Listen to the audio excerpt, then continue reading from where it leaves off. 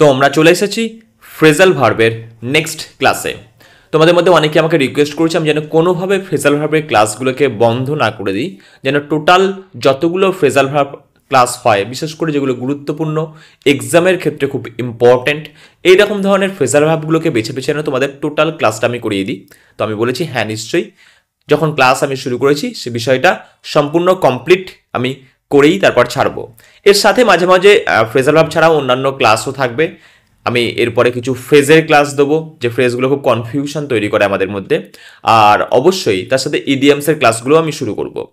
তো phrasal verb যেমন চলতে থাকবে, মাঝে মাঝে যদি অন্য কোনো ক্লাস আছে তোমরা যেন কনফিউজড হয়ে যাবে না যে স্যার হয়তো ফ্রেজাল ভার্বের ক্লাস বন্ধ করে দিয়েছে, না এরকম কোনো ব্যাপার নয়। ফ্রেজাল ভার্বের ক্লাস বন্ধ হচ্ছে না, যেরকম চলছে সেরকমই চলবে। মাঝখানে নতুন নতুন অন্য বিষয়বস্তুরও ক্লাস করতে হবে, শুধু ফ্রেজাল ভার্ব করলেই তো চলবে না।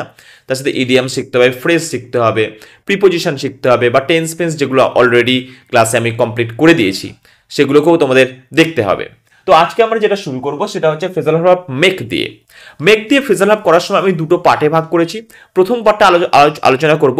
নর্মালি আমরা মেক মানে জানি, মেক মানে কোনো কিছু তৈরি করা, কিন্তু কখনো কখনো এই মেক ভার্বটা মুভ অর্থেও ব্যবহার করা হয়।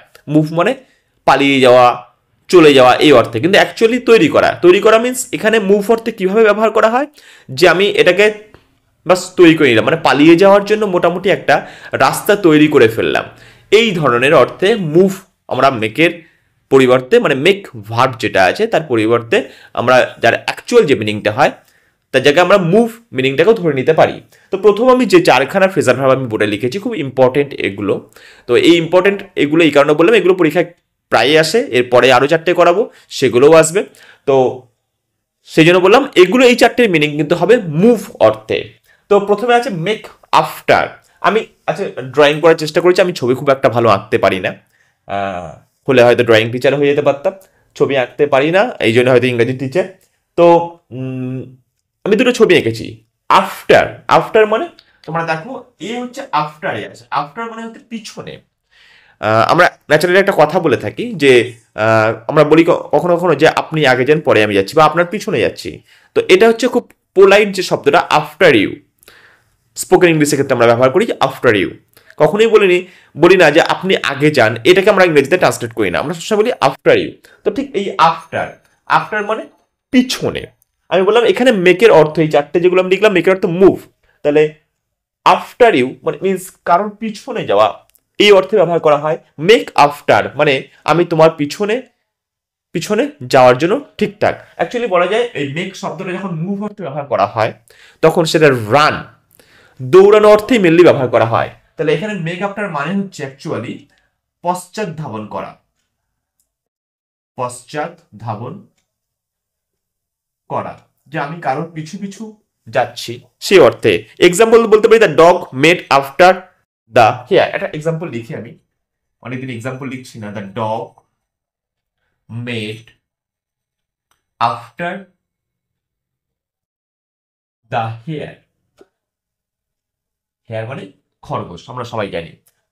The dog made after the hare এর কথার অর্থই হচ্ছে ডগটা মানে কুকুরটা খরগোশটা পিছন পিছন দৌড়াচ্ছে। Next make away with. Make যদি এখানে মুভ অর্থে ব্যবহার করা হয় তাহলে move away, away means distance. আমি বলেছিলাম যে পজিশনে যেটা আছে সেখান থেকে যখন দূরে সরিয়ে দেওয়া হয় সেই জায়গাতে আর থাকবে না, সেখান থেকে দূরে সরিয়ে দেওয়া, এই অর্থে আমরা অ্যাওয়ে কথাটাকে ব্যবহার করে থাকি। উইথ, উইথ কখন ব্যবহার করি? উইথ আমরা তখনই ব্যবহার করি যখন কোনো কিছু দিয়ে কোনো কিছু সাহায্য নেই। তাহলে আমি একটা জিনিসকে একদম নর্মালি তোমরা ভেবে দেখো, আমি একটা জিনিসকে দূরে সরিয়ে দেবো উইথ সামথিং, কোনো কিছু সাহায্য নিয়ে। তার মানে কি অ্যাকচুয়ালি যে জিনিসটা আমি দূর করতে চাইছি, ধরো কথার কথা একটা হাঁড়ি বা কিছু আমি একটা লাঠির সাহায্য নিয়ে দূর করতে চাইছি, মানে এই দূর করাটা মানে কি আমি ওটাকে একদম পুরো ভেঙে চুরে শেষ করে দিতে চাইছি, এই অর্থে ব্যবহার করা হয়। তাই জন্য এর অর্থ হয় ডিস্ট্রয়। মেক অ্যাওয়ে উইথ মানে কোনো কিছু সাহায্যে কোনো কিছুকে আমি একদম দূরে সরিয়ে দেবো আমার সীমারেখা থেকে, তার মানে তার উপর দিয়ে আমার রাগ আছে, এই অর্থে ব্যবহার করতে পারি আমরা। তাহলে সেটাকে ডিস্ট্রয় করে দেওয়া। যেমন এক্সাম্পল বলে he made away with his own life. He made away with his own life, made away with his own life মানে তার নিজের জীবনটাই সে শেষ করে দিতে চাইছিল। হি মেড অ্যাওয়ে, এক্সাম্পলটা লিখি, he made away with his own life, তার নিজের জীবনটা সে শেষ করে দিতে চাইছিল এই অর্থে। নেক্সট মেক ফর, আমি বললাম মেক মানে মুভ অর্থে যদি ব্যবহার করি তাহলে মুভ ফর মিনস টুয়ার্ডস। দেখো ফর মানে কারোর জন্য আমরা বুঝি, ফর মানে আমরা বুঝি কারোর জন্য, তাহলে মেক ফর মানে কারোর জন্য কিছু করতে চাইছি, মানে টুয়ার্ডস সামবডি অর সামথিং। তার প্রথমে লিখতে পারি আমরা টুয়ার্ডস, মানে কোনো কিছুর দিকে, এটা লিখতে পারি। অথবা আর কি লিখতে পারি, এটা মুভ টুয়ার্ডস লিখতে পারি। আর লিখতে পারি কি, আরেকটি কন্ট্রিবিউট, কাউকে কিছু আমরা দিতে চাইছি, কন্ট্রিবিউট। ফর মিনস কারোর জন্য, সে অর্থে কন্ট্রিবিউট কথাটা ব্যবহার করতে পারি, কেউ কারোর জন্য কিছু করতে চাইছে। মেকিং, যদি মেকিং অর্থ ধরি তাহলে কিছু করতে চাইছে, তো সে অর্থে মেক ফর মানে হচ্ছে কন্ট্রিবিউট করা। প্রসঙ্গত একটা কথা মনে পড়ে গেল, মেক কথাটার সাথে আমরা লাভ কথাটাকে অনেক সময় যোগ করি। লাভ কথাটাকে আমরা অনেক সময় ভুল অর্থে ব্যবহার করে থাকি। বিইং লাভ আর মেকিং লাভ দুটো কিন্তু সম্পূর্ণ আলাদা শব্দ। কখনোই কাউকে এরকমভাবে বলতে যে I am making love. Being love কথার অর্থ হচ্ছে আমি কাউকে ভালোবাসি, আর মেকিং লাভ কথাটা হচ্ছে টোটালি কিন্তু সেক্সুয়াল। তো মেকিং লাভটা তখনই ব্যবহার করা যায় যখন সেক্সুয়াল রিলেশনশিপটা বোঝানোর জন্য ব্যবহার করি আমরা, আর বিইং লাভ হচ্ছে অ্যাকচুয়ালি যেটা ভালোবাসা সে অর্থে ব্যবহার করি। তো বলতে বলতে একটা ফ্রেজ আমি বলে ফেললাম। তো বিইং লাভ অ্যান্ড মেকিং লাভ কথাটা কিন্তু তোমরা কখনোই ভুলভালভাবে ইউজ করো না, যে মানেটা কিন্তু সম্পূর্ণ অন্য হয়ে যাবে। নেক্সট, আচ্ছা এটার একটা এক্সাম্পল যদি দেওয়া হয়, what do you make of the letter. What do you, sorry make of বলছিলাম আমি, মেক বলছিলাম make for. The ship made for the port, মানে শিপটা পোর্টের জন্য তৈরি হয়েছে নয়, কথাটা শিপটা পোর্টের দিকে আসছে। এই মেড ফর এগিয়ে আসা, মুভ টুয়ার্ডস দ্য পোর্ট। আরেকটা এক্সাম্পল দিই, regular habit make for good health. Regular habit যদি করো সেটা আমার জীবনে একটা ভালো স্বাস্থ্য তোমাকে কন্ট্রিবিউট করবে। এই কন্ট্রিবিউট করা মানে একটা ভালো কিছু দেওয়া, সেই অর্থেও মেক ফরকে আমরা ব্যবহার করি। নেক্সট হচ্ছে make off, O double F. এই ও ডবল এফ অফ মানে আমি বলেছিলাম ফার ডিস্টেন্স অর্থে ব্যবহার করা হয়, যে ডিস্টেন্সটা অনেকটাই লং, এইরকম অর্থে ব্যবহার করে আমরা ও ডবল এফ ব্যবহার করে থাকি। আর মেক যদি মুভ হয় তাহলে মুভ ফার ডিস্টেন্স মানে অনেক দূরে চলে যাওয়া, যেটাকে আমরা বলতে পারি ran away। আরো একটা ফ্রেজাল ভার্ব, দৌড়ে দূরে পালিয়ে যাওয়া, এই অর্থে ব্যবহার করতে পারি ran away। আর মেক অফ কথাটা কিন্তু একই। এক্সাম্পল দেওয়া যেতে পারে, the man made off with my bag. লোকটা আমার ব্যাগটা নিয়ে দৌড়ে পালিয়ে গেল। তাহলে অফ মিন্স অনেকটা দূরে, আমার ধরা ছোঁয়ার বাইরে, সেখানে মেক অফ নিয়ে পালিয়ে যাওয়া, এই অর্থে মুভ অফ বা রান অ্যাওয়ে কথাগুলো সেম, মানে কোনো কিছু নিয়ে সে অনেকটা দূরে পালিয়ে যেতে চাইছে, সেই অর্থে ব্যবহার করলে আমরা এই র্যান অ্যাওয়ে বা মেক অফ কথাটাকে আমরা ব্যবহার করতে পারি, বা ফ্লেড অফ ফ্লি ভার্বের সাথে আমরা ব্যবহার করতে পারি। তো এগুলো হচ্ছে কিন্তু এই চারটে হলো। পরের চারটে যেটা মেকের অ্যাকচুয়াল যে মিনিং হয়, মেক মানে তৈরি করা, সেই অর্থে পরে চারখানা আরো ফ্রেজাল ভার্ব আমরা দেখে নিই চলো। তো আমরা চলে এসেছি নেক্সট পার্টে। নেক্সট পার্টে আমি চারখানা ফ্রেজাল ভার্ব লিখেছি, একটা হচ্ছে make of, make out, make over and make up. এই কথাগুলো তোমরা প্রায় শুনেছো, মেক আপ কথাটা তোমরা জানো, মেক আউট শুনেছো, মেক অফ বা মেক ওভার এগুলোও শুনেছো, কারণ এগুলো এক্সামে, বিশেষ করে এক্সামের ক্ষেত্রে মেক এই ভার্বটা খুব ফ্রেজাল ভার্ব হিসাবে ইউজ করতে দেখা যায়, বা পরীক্ষার ফিল ইন দ্য ব্ল্যাঙ্কসের ক্ষেত্রে বা অ্যাপ্রোপ্রিয়েট ফ্রেজাল ভার্ব চয়েস করার ক্ষেত্রে এই মেক ফ্রেজাল ভার্বটা খুবই ইম্পর্টেন্ট। তো প্রথমে যেটা আমি লিখেছি মেক অফ। মেক অফ তৈরি করা কোনো কিছু দিয়ে, তাহলে একটা বস্তু যেটা দিয়ে তৈরি হয়েছে, মেক তৈরি করা, অফ মিন্স অফ সামথিং। আমরা সাধারণত যখন প্রসেসিং এর বা রিপোর্টিং তৈরি করি তখন এই মেক অফ কথাটাকে আমাদের প্রায়শই ব্যবহার করতে হয়। তো মেক অফ মানে মেড অফ সামথিং বা make off something, makes off something. তো প্রথম কথা এই অর্থে আমরা বলতে পারি কম্পোজড অফ, কম্পোজ ডি লিখবো না, ওখানে মেক আছে, কম্পোজ অফ মানে কোনো বস্তু কি দিয়ে তৈরি করা, সেই জিনিসটা নিয়ে যখন আমরা আলোচনা করি তখন সেটাকে কম্পোজ অফ বা তৈরি করা বলে। কোনো বস্তুর মেটেরিয়াল বোঝানোর জন্য, যে একটা table is made of wood, কথাটা আমরা বলতে পারি the table is made of wood, এই টেবিলটা কাঠ দিয়ে তৈরি করা। তো সেই সেন্সটার জন্য আমরা মেক অফ কথাটাকে ব্যবহার করতে পারি। আরেকটা জিনিস আমরা ব্যবহার করতে পারি, মেক অফের জন্য, সেটা হচ্ছে তুমি মনের মধ্যে কিছু একটা তৈরি করলে বা কোনো একটা ভাবনাকে তুমি তৈরি করলে, যেটাকে আমরা বলতে পারি কি, মনের মধ্যে কোনো কিছু তৈরি করাকে আমরা আন্ডারস্ট্যান্ডিং বলতে পারি। আন্ডারস্ট্যান্ড, যে আমি কোনো কিছু বিষয় মনে মনে সিদ্ধান্ত নিয়ে ফেলেছি। যেমন একটা কথা আমি বলতে পারি, what do you make of the letter. এই লেটারটা দিয়ে তুমি কি তৈরি করলে। যদি এই অর্থটা বলা হয় এই লেটার দিয়ে তুমি কি তৈরি করলে, তাহলে এই সেন্সটা কি হতে পারে, যে আমি কিছু তৈরি করিনি, লেটারের মানেটাকে বুঝেছি, আন্ডারস্ট্যান্ড করেছি। তাহলে মেক অফ কথার আরেকটা অর্থ হচ্ছে আন্ডারস্ট্যান্ড। আন্ডারস্ট্যান্ড কোন অর্থে, সেটা তোমাদেরকে বললাম, যে কোনো কিছু মানে যেটা বিষয়বস্তু যেটাকে আমাকে বুঝে নেওয়া। মেক অফ, এটা থেকে আমি কি মেক অফ করলাম, তাহলে কি বুঝলাম, এই জিনিসটা দিয়ে তুমি কি মেক অফ করলে, মানে জিনিসটা নিয়ে তুমি কি বুঝলে, অ্যাকচুয়ালি এই অর্থে মেক অফ কথাটাকে ব্যবহার করা হয় আন্ডারস্ট্যান্ড অর্থে। এক্সাম্পল লেখার দরকার নেই, আমি বললাম মুখে, make out. Make out, make out কথাটাকে আমরা কখন ব্যবহার করতে পারি, এই একই রকমের ক্ষেত্রে, যে তোমাকে একটা বিষয়বস্তু দেওয়া হলো, মনে মনে কোনো একটা জিনিস, যে জিনিসটা খুবই কঠিন কোনো বিষয়বস্তু, সেটাকে তুমি সেখান থেকে কোনো কিছু আবিষ্কার করা।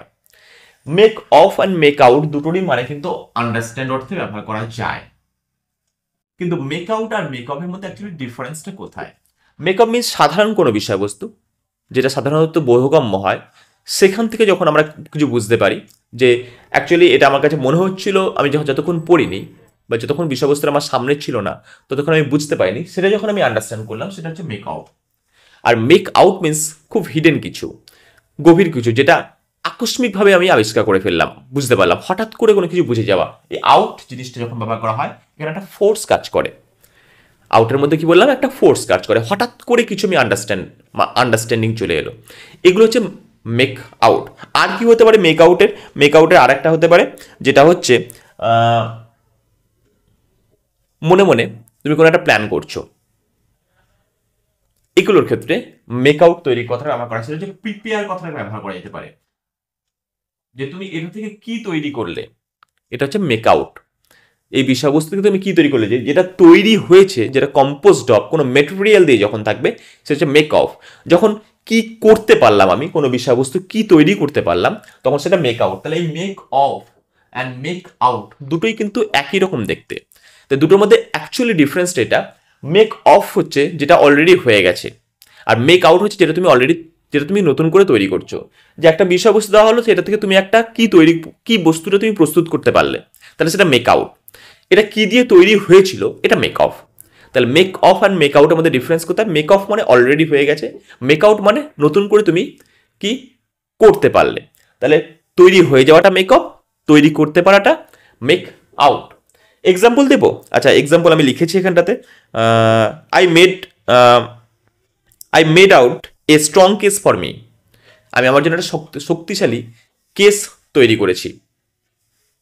তৈরি করা, হঠাৎ করে আমি তৈরি করলাম, এটা আমার তৈরি করা, কিন্তু অলরেডি যে কেসটা তৈরি হয়েছিল তার সেখানে যদি থাকতো এরকম কথা, তাহলে বলতাম make of, I made of A case, মানে সেটা অলরেডি তৈরি হয়েছিল, সেটা কোনো রিজনে বা কোনো একটা পাতি যে হিসাব ছিল বা কোনো স্টিরিওটাইপ যে কনসেপ্ট ছিল, সেই কনসেপ্টের বেসিসে আমি তৈরি করেছিলাম, আমি নতুন করে একটা ফরম্যাট করলাম, সেটা হচ্ছে মেক আউট। যেমন মেক আউট প্ল্যান বলা হয়। নেক্সট হচ্ছে মেক ওভার। আমরা ওভার মানে জানি উপর থেকে, যেটা হচ্ছে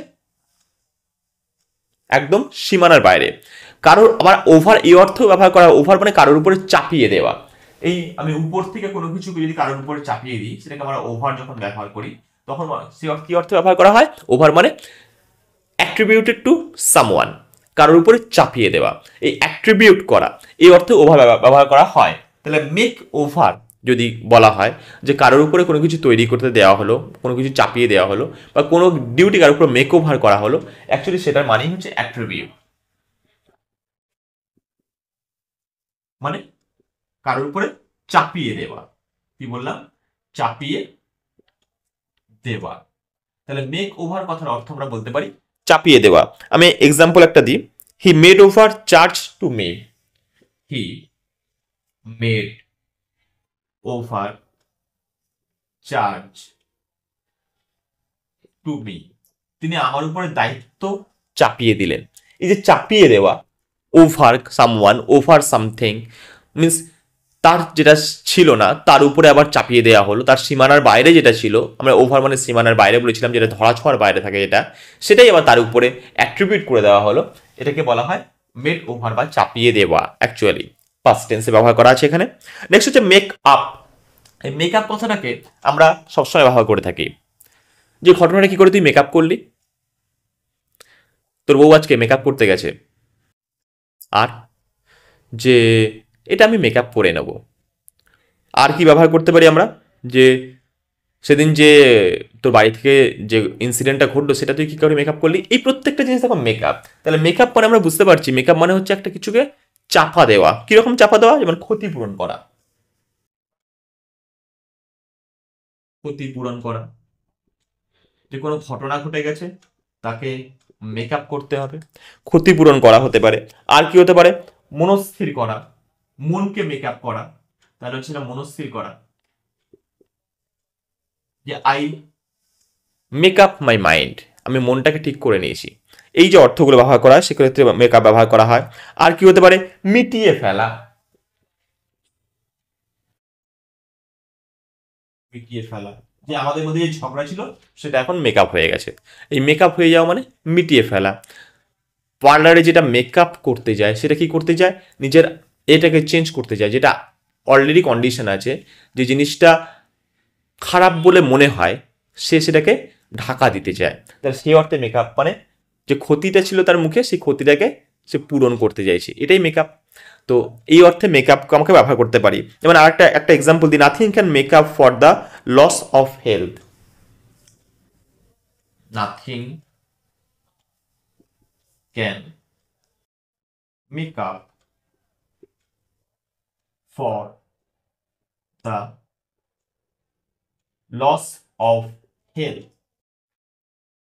শরীরের যে ক্ষতি হয়ে গেছে সেটা কোনো কিছু আর মেকআপ করতে পারবে না, মিন্স পূরণ করতে পারবে না। এই যে ক্ষতি পূরণ করা যে অর্থটা ব্যবহার করেছি সেই অর্থে, যেমন we made up our quarrel, we made up our quarrel, আমাদের ঝগড়াটা আমরা মিটিয়ে ফেলেছি। তো এই ধরনের সেন্সেই মেকআপকে ব্যবহার করা হয়। আমি এই মেক ভাবটা তোমাদের কাছে একটু টাফ লাগতে পারে, কারণ এটা হচ্ছে অ্যাকচুয়ালি মেক যে অর্থে ব্যবহার করা হয় ঠিক সেই অর্থে না হয়ে এর ফ্রেজাল ভাবগুলো সম্পূর্ণ অন্যরকমভাবে ব্যবহার করা হয়।